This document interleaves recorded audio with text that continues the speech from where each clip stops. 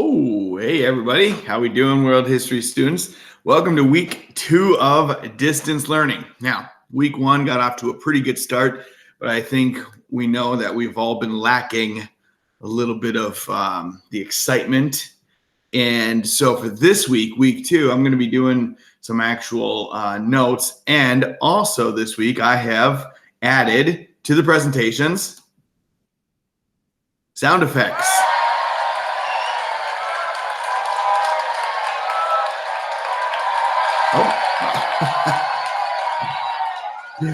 Oh, whoa.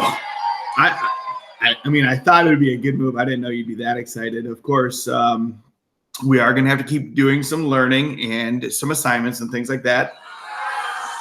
Whoa, whoa, booing and hissing even. Okay. Oh, are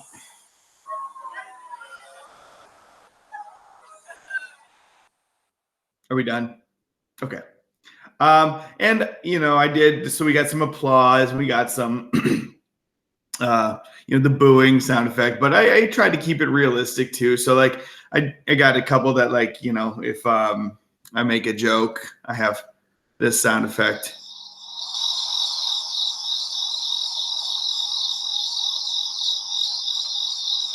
This sounds about right. Or if I've been lecturing for too long for the kids in the back, you know who you are. Got this one for you guys.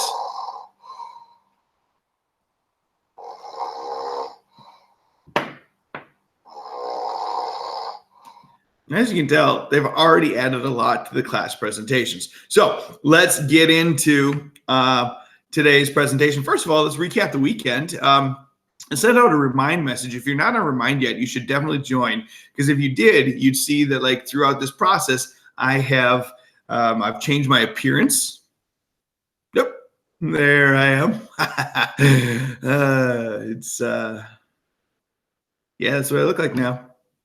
All right, fine. That's a Joe Exotic filter, Tiger King. Although I don't think I've shaved in a while, so I might be looking close to this a little bit.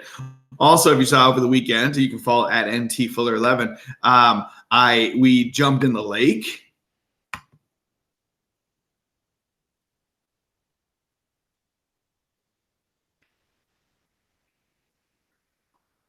That's what we did over the weekend.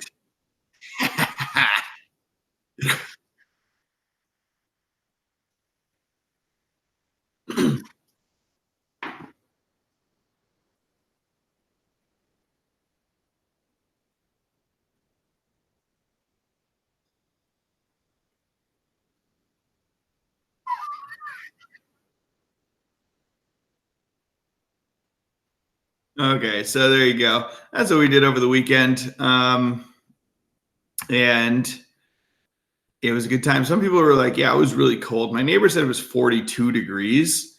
I felt it was probably closer to like 46, 47 degrees. So it wasn't too bad. So anyway, let's talk history. World history, that is. Okay, week 1. Week 1 recap. We did have a lot of people completed what they were supposed to do. So that was exciting.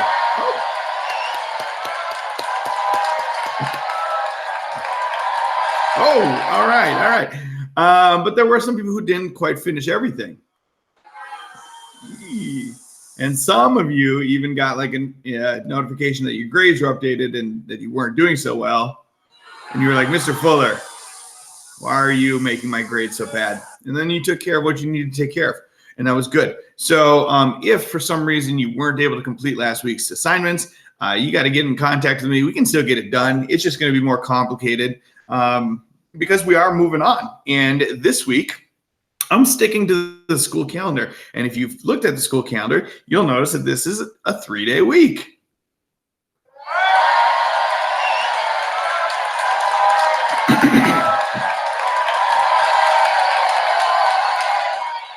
Of course, we have been on like a weekend for the past like 3 weeks or whatever days it's been. So anyway, but I'm only going to give you stuff on Monday, Tuesday, Wednesday, and you will have an extended break. Okay, we'll get back on next Monday. So let's just recap. Industrial Revolution versus imperialism. It confused a lot of people. Like you had an Industrial Revolution test on Socrative, and you had imperialism quizzes on quizzes. And I think part of the reason it was confusing is because, one, we had two different platforms, and two, they both start with I. And we're like, Industrial Revolution. Oh, of course, we've had some great Industrial Revolution takeaways this week. Like, for example, we've mass produced. What is our country trying to or needing to be mass produced right now? That's right. Ventilators and masks. Very good. And that's only possible with the Industrial Revolution and mass production. Okay. We have some elements of capitalism and communism, because what happened to the price of ventilators? They went way up, supply and demand. Okay. But on the other hand, we had elements of socialism the past couple weeks because nobody's working, the government decided to give everybody $1,200. That's right. They gave everybody $1,200. And although I haven't gotten my money yet, have you guys gotten yours? Maybe. So that's going on. But then we have imperialism. And imperialism, well, hold on. I forgot. The other thing I wanted to mention about the Industrial Revolution, it was, we're trying to mass produce these masks and ventilators and now medicine. And we all know that this is now turning out to be kind of like, although not a lot less deadly right now, but it is kind of, we're locking people in their homes and stuff like that. Kind of just like in world history, the Black Plague. And remember when we did the Black Plague song?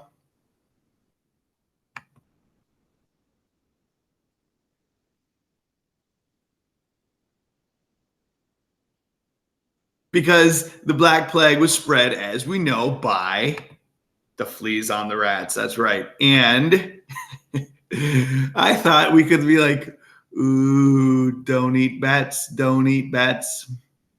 Ooh, don't eat bats, don't eat bats. Because, as you know, that they believe that this coronavirus originated at those wet markets we saw in class in Wuhan, China, where apparently the disease transferred from a bat to a human. So again, just as part of my Lent, I've given up eating bat. So I'd recommend doing the same for all of you. If you want. Oh, all right. Thank you. I'm really enjoying the sound effects. I hope you are too. But we have imperialism.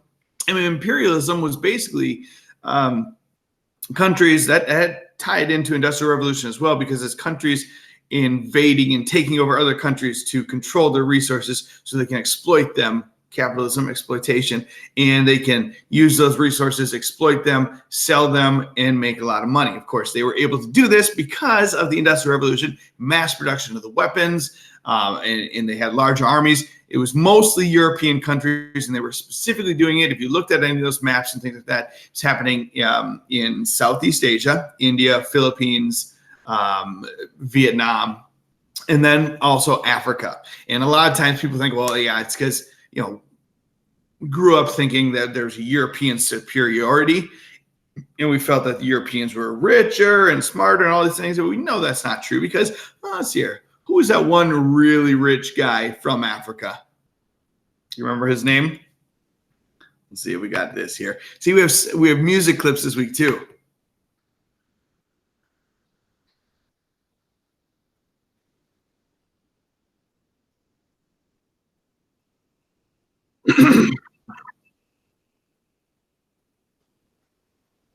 All right, there we go. Rich like Mansa Musa.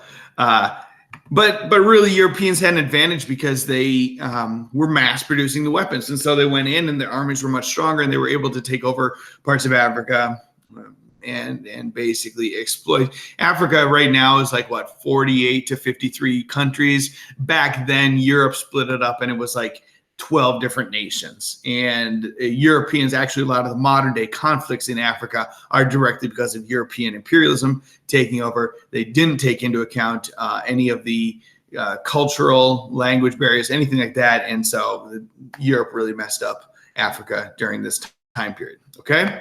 Koala certificate. I forgot that was on there.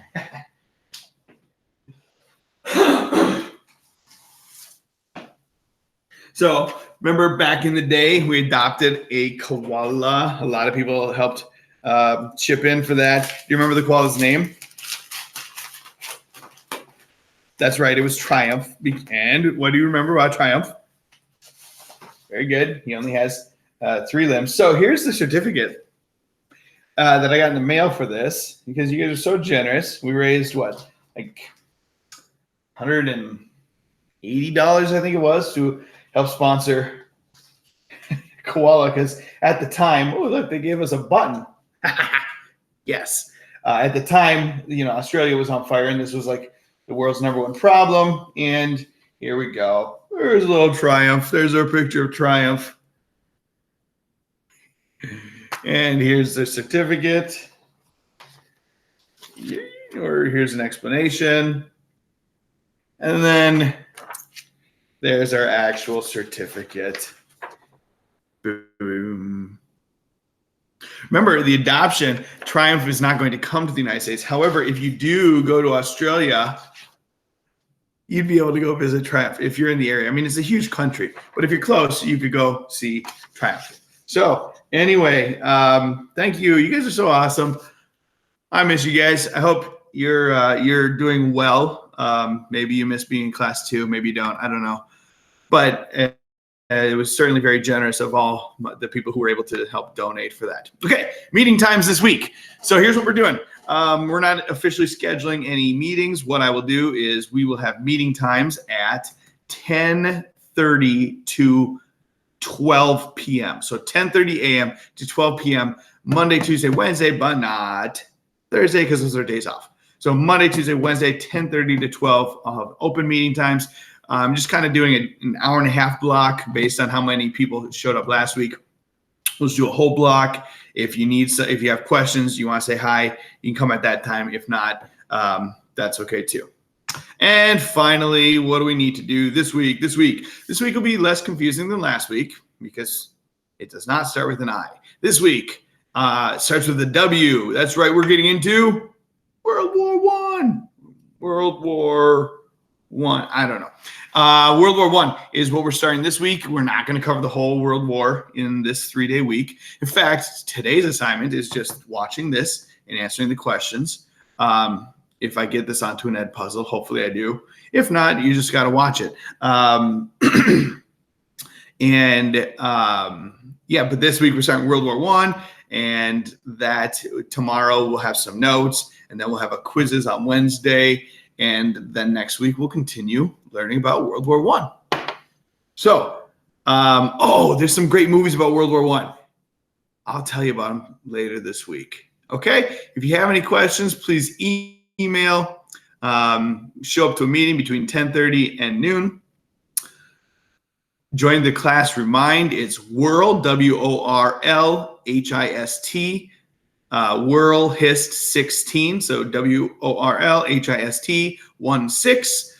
Text that to 81010. The instructions are down below. If you didn't finish anything from last week, make sure to get in contact with me so we get that stuff done, because I'm not giving you too much work, but all the work that I do give, you have to complete at a passing rate if you want to pass the class. That's right. Hope you guys are doing great. Have a great week. We'll talk to you later.